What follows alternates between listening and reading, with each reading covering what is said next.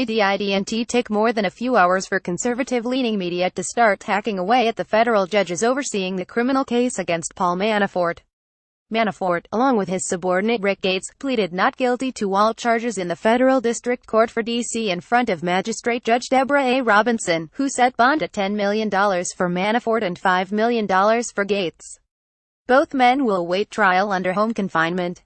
But as Manafort and Gates were entering their pleas, Fox News' website published a bit of backstory not on the defendants, but on Robinson and Judge Amy Berman Jackson, who will preside over the case going forward. The story is titled Paul Manafort Judges Who Are Deborah A. Robinson and Amy Berman Jackson and was published without a byline. It brings up details about both jurists' careers that appear to have little to do with the particulars of a money laundering trial. The story describes Robinson as having experienced the criminal justice system firsthand, referencing her son's 2014 drug conviction in Maryland.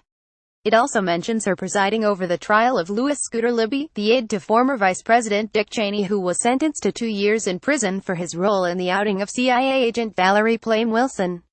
Libby's sentence was commuted by then-President George W. Bush. Fox goes on to list Jackson's 2011 appointment to the federal bench by President Barack Obama, her dismissal of a wrongful death suit against former Secretary of State Hillary Clinton by the families of U.S. diplomats killed in Benghazi, Libya, and her time as a private practice lawyer representing former Representative William Jefferson, a Louisiana Democrat who was sentenced to 13 years in prison after being found guilty of bribery. Perhaps most alarming for the Fox audience is that in 1992 to 19 years before she was ever a judge, Jackson contributed $1,000 to the presidential campaign of Bill Clinton. A Fox News spokesperson did not respond to questions about why the article about the judges was commissioned, or why it's running without a byline, but no matter, it's already echoing across the conservative media ecosystem. The Drudge Report links to it under the teaser Judge and Obama appointee, Clinton donor, while Reddit users on RTHE. Donald, a page venerating President Trump, referred to the judge's assignment to the case as rigged and accused the court of being stacked.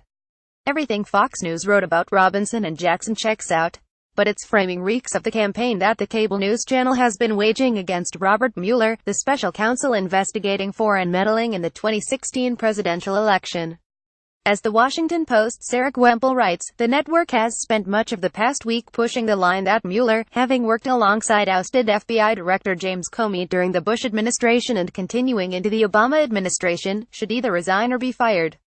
Not terribly surprising, then, that while other networks began Monday morning with the charges against Manafort, Fox Friends was doing a deep dive on cheeseburger emojis.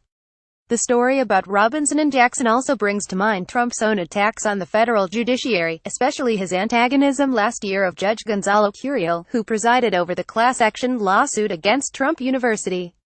Trump turned Curiel, hardly a household name, into a more public figure by suggesting the Indiana-born judge was incapable of rendering a partial opinion because his Mexican ancestry was at odds with a presidential candidate running on an anti-immigration platform. Trump settled the case for $25 million after the election, with Curiel presiding.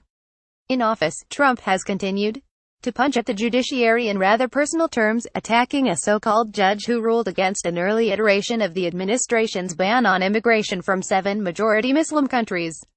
Last week, Attorney General Jeff Sessions took a swipe at judges who have ruled against administration policies.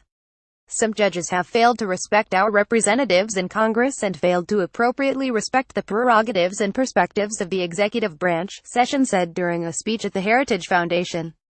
The American Bar Association responded to Sessions quickly, saying that it was alarmed by the Attorney General's remarks. While criticism of judicial decisions is a constitutionally protected right of every American and embedded in our tradition of free and open discussion about government, judges should not be attacked or diminished by another branch of government just because they do not rule in its favor, ABA President Hillary Bay said. Judicial independence is critical to maintaining the rule of law in our nation. For the president and his supporters, though, picking away at that independence appears to be just as critical. The best DC news, delivered straight to your inbox.